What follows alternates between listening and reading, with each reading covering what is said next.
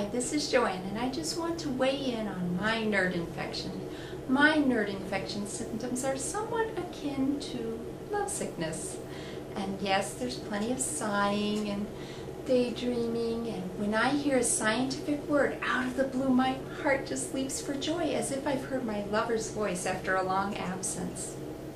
I've had these symptoms all my life, but someone had the audacity when I was 14 to swoop in and say, "We're going to cure you of this nerd infection by turning you into a fashion model."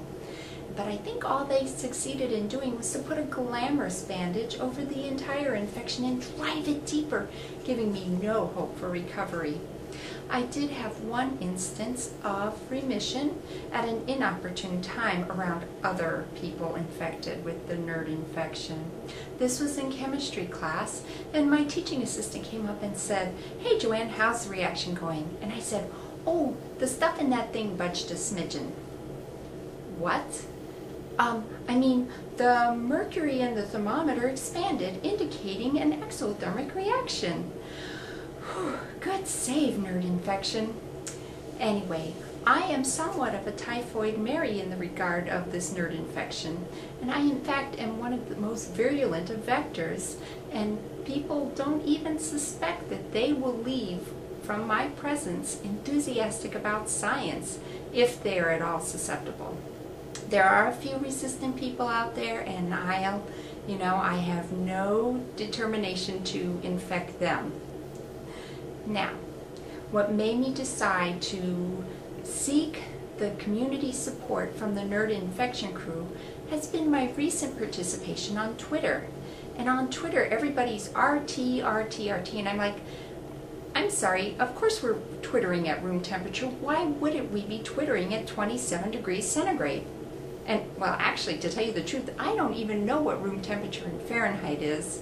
And you know what I like about America, to tell you the truth, is I happen to like the fact that when I'm in the lab and I measure something in milliliters, it's going to be nasty tasting or toxic.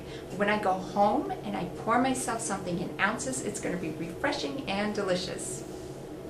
The other incident that really drove home the point that I was truly infected was when someone started following me on Twitter, and I misread their name as BUDR, which is bromodeoxyuridine, an analog of thymidine that causes point mutations in DNA. And I thought, wow, this must be the coolest Twitter follower ever to be having that name.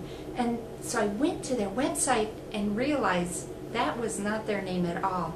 And I was actually quite saddened and knew I needed to join the support of the Nerd Infection crew.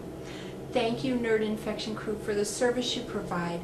I just tell my story so that every nerd out there would come along and join and receive the support they need.